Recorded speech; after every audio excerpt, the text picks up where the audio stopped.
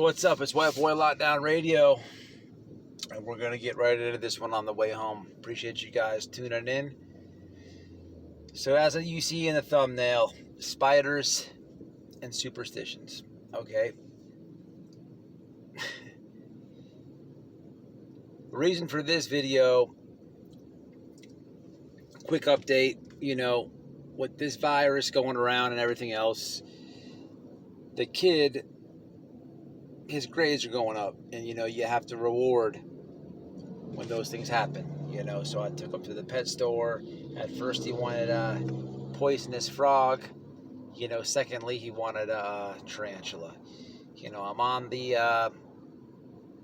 I'm kind of skeptical about getting either of them, but I do want a reward for good. But it reminded me of a few different stories and a few different memories that I'll share with you guys. I don't even know where to start. I guess we'll start with spiders in general. I say spiders because that's mainly what it is, but there's many other insects that are involved in this. But on both of my bids in Florida DOC, I talked about hustling in previous videos. I can't tell you how many times I've seen people physically catch spiders, catch them as pets, make them fight each other, and make them fight different insects. Okay, you have people that do this because they are complete bored and catch a spider on the yard and keep it as a pet. They go catch a spider. On the first bid, it was really easy to do this because they sold Tops cigarettes on the canteen. Anybody who's ever bought a pack of Tops on the streets, I don't even know if they still sell them, but that was the cheapest cigarette that was sold in Florida DOC when they did sell cigarettes. It's a yellow box about that big, and it's got a cellophane on it. Okay. They also sold expensive things like,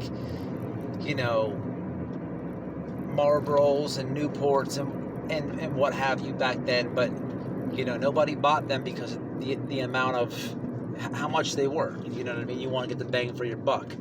But back to the story.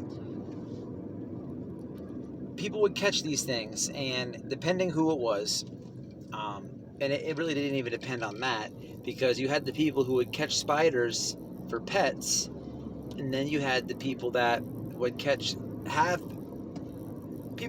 spiders as pets, and then go get them little insects and drop them in that box.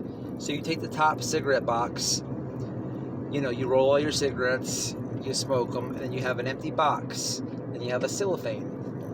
So your box is where you're going to keep the spider in, and then your cellophane is where you're going to go in the yard and find little other insects, drop in the cellophane, throw it in the box, and then put the cellophane over the box. Okay, and then you're complete bored in there, so you're going to watch the spiders annihilate whatever you throw in there.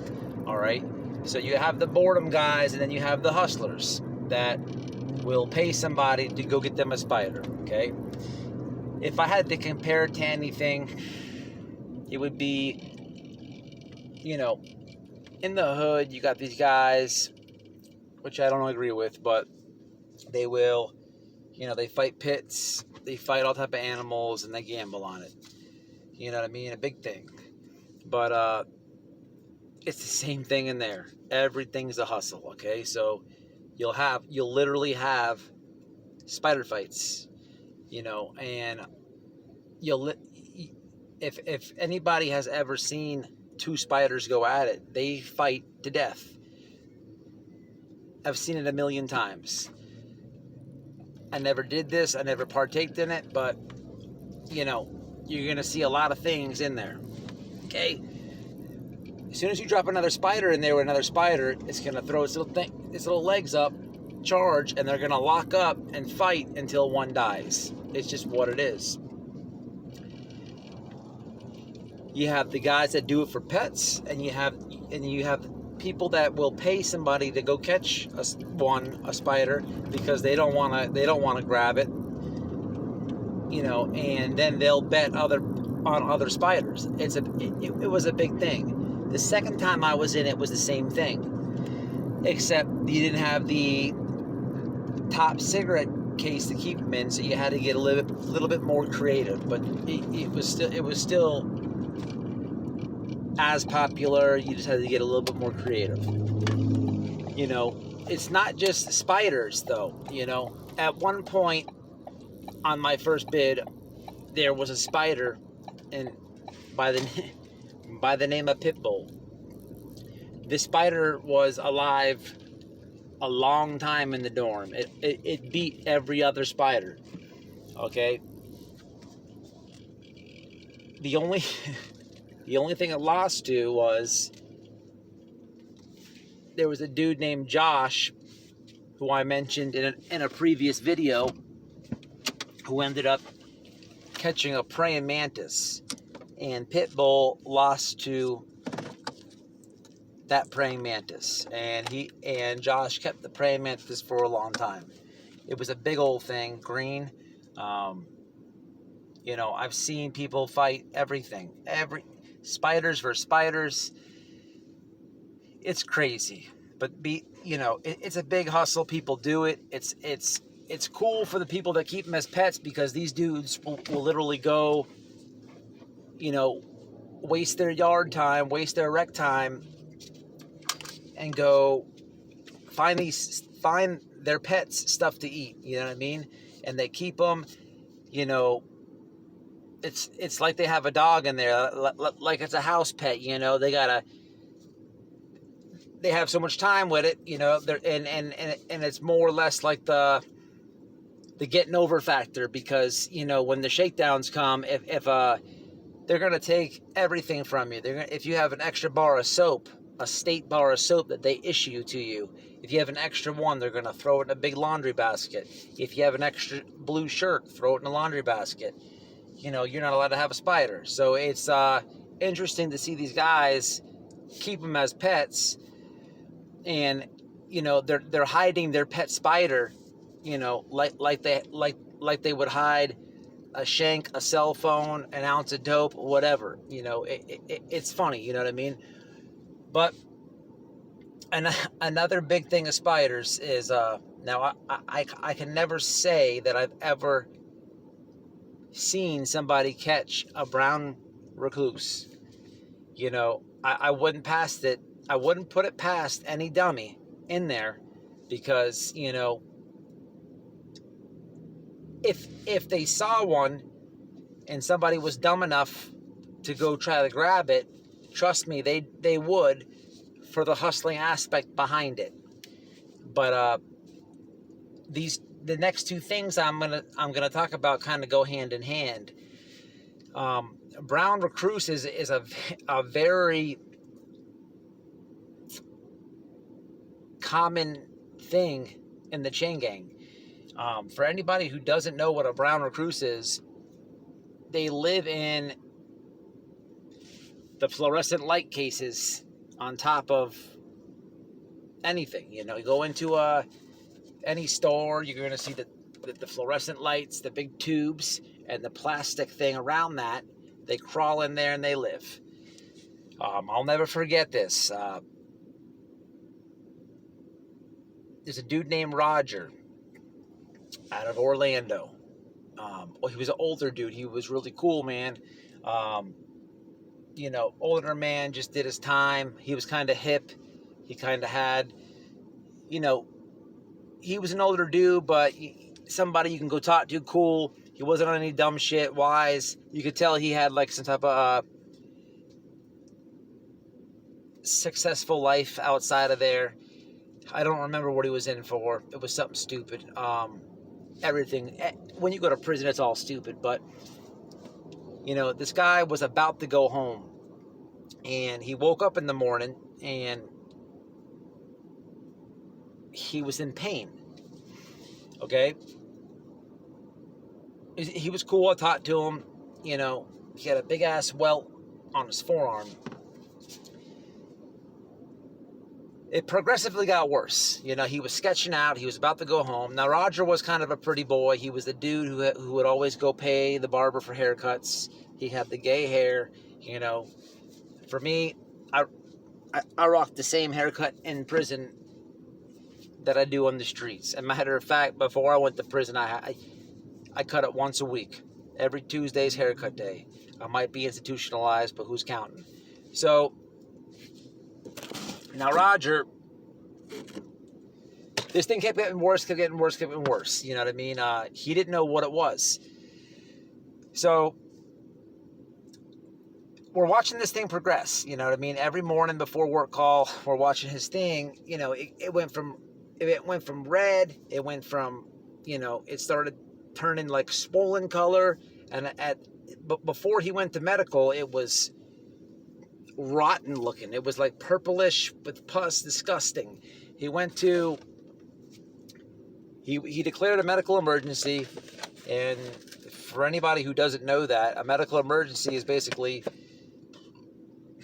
there's a system, there's a form you have to put in to go see a nurse, and the nurse will check you out and recommend you to come back for the doctor appointment and charge your card, blah blah blah.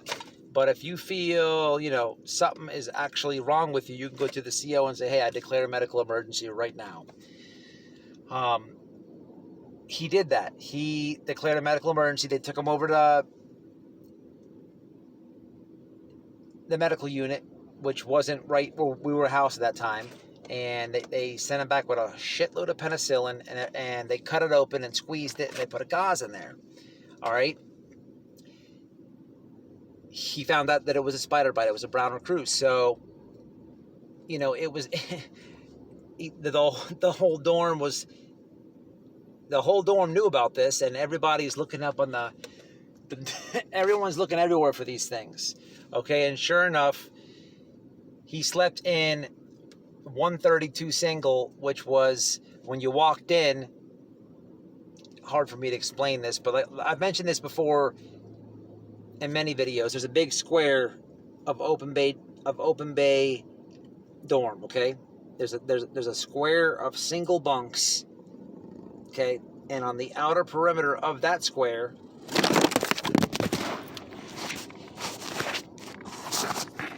so there's two squares. Alrighty, you have a square of open bay bunks, and on the outer perimeter of that square, you have a square of open bay bunks. He was on the inner square towards the center. He came back, and everybody's on all sketch alert about these spiders, these brown recluses. So sure enough, after master count one night, everybody's hawking the fluorescent lights, and they see, and there's a spider, and people are throwing sandals at it. That thing keeps running in the plastic piece and out. This black dude jumped on his bunk and did like a layup dunk type shit, and hit it, killed it. But that brings me to my next point is superstitions. I didn't work too much in prison, all right? I can't sit here and say that I never worked. I worked when I had to. And what that means is, it's a kind of a long process to understand, but there's sometimes in prison where you're going to have to work. Some people have a job their whole bid. Some people don't have jobs. Some people they go to school, they go to get their GED as a student, and that's their job for their game time. Some people are the tutor that teaches those people how to get their GED. Some people go outside the gate to work. Some people are, inside grounds. Some people work in the cafeteria, this and that. I have worked a lot of jobs in prison, but just for a minimal amount of time. I always did something called a power move. A power move is, if you know a CO, you get with them, or have somebody that you know who knows a CO to get with them, and they just check your name off like you came in for work. The reason that I did that is because I was always on the yard. You know, people think that you have all the time in the world in prison to work out. You really don't, because the weather can cancel yard. Depending how your dorm is, how ratchet it is, they can shut it down. But, you know, that's one move that I always made. All right. One job that I did have, okay, this was literally the job that I have for my game time, was houseman, okay? But I was a nighttime houseman. Now, a houseman at nighttime their job consists about 15 minutes, all right? After the COs come in and do their count, they go in. Everyone has to remain quiet until they clear count. So the houseman go grab the brooms and they sweep the day room. They sweep all around the open bay bunks. They mop the bathroom, this and that, what have you. So this period of time that I was a houseman, I would try to get my job done as fast as I possibly could. All right. As I'm sweeping around the dorm, every man has his personal belongings wherever they have it. Most guys in a single bunk, that inner circle, those guys have a little bit more privacy. They can keep their things where they want to keep them, in a more secluded way. Everybody that shares a bottom top bunk on that outer circle, when you go to sweep in between those bunks, you're going to have a pair of sandals, a pair of boots or shoes you bought, and then the next guy. The top guy is going to be on the left, and the bottom guy is going to be on the right. Okay? I never knew this for my entire life, but there is a superstition about hitting a broom on somebody's shoes. Okay? Now, I didn't know this, so I'm sweeping the dorm, and as I'm going on that outer perimeter, the broom hits this black dude's shower slides. So he fucking grabs the broom out of my hand and spits on it. And I'm like, what the hell are you doing? What kind of shit was that? He's like, man, you hit my shoes, man. You hit my shoes. I'm like, all right, my bad. Whatever, bro. He's like, man, you hit my shoes, man. And people start laughing. So I didn't know how to take it. So I continued to sweep. I got with the other house, man. We put the mops, we put the brooms back, and all that type of stuff. So they say count clear. As soon as count clear, I went to the dude in the back corner, the black guy, and I said, hey, man, tighten up. He's like, what? I said, tighten up, bro. He said, fuck you mean, man? I said, tighten up, bro. What the fuck was that stunt that you grabbed the broom out of my hand, bro, and spit on it, bro? You might as well spit in my face. What kind of disrespectful shit is that? There's a couple dudes that I was straight with. I was in that dorm for a long time. And they were like, whoa, man, whoa. They got in between it. And they're like, man, bro, you hit his sandals. I'm like, what? It was an accident. What the fuck are you talking about? So I had to learn right then and there that this is a superstition. Like some people believe if the sidewalk, if you step on the crack, you break your mother's back. Some people believe that if you see a black cat, it's going to be a bad day. There's a million of these things. But never in my life have I ever heard that if you sweep somebody's shoes, you have to spit on the broom or it's bad luck. I was about to crash this dude until I got informed of this superstition. Weirdo shit. Luckily for that instance, I was around some solid people that wanted to diffuse the situation instead of seeing something. But spiders are a big superstition themselves in there, okay? Just as you have the guys that want them as pets, just as you have the guys that catch them have people catch them so they can gamble on them. You have people that do not like spiders, okay? Imagine being, if you are a person who does not like spiders, imagine your bunkie. You have the bottom bunk, and your bunkie has a spider in a top cigarette case, and its name is Pitbull, and you know it's killed, 40 or 50 spiders within several months that you've seen it. You may or may not like that, because that spider can fall down on you and bite you. This is the same dorm that Roger went to medical and had a big old, had to get a friggin' cut on his forearm and a gauze stuck in it. It never stops. You know what I mean? It never stops. There's a lot of spiders. There's a lot of superstitions. It's a crazy place, It just reminded me, man. So maybe getting that kid, that spider, isn't that bad of a thing, huh? These are the things people don't talk about. There's so many aspects to this shit. Do right out there. Stay out of that place. It's crazy. Before I end this one, if you have ever, this is for my personal, I would like from all my subs, and even if you're a hater watching this, if this is something that I'm totally green about, because I to this day, that broom thing, I've literally asked people, way before the channel's created, I've literally asked people if they've heard of this, and no one has. But everybody that watches this is far away from the UK, all around the States.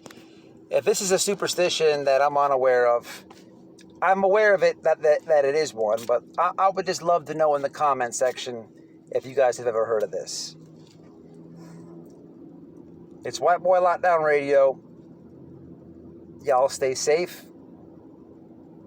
Definitely stay out of there. And stay solid. And watch the outro. I'm out of here, guys. Until the next one.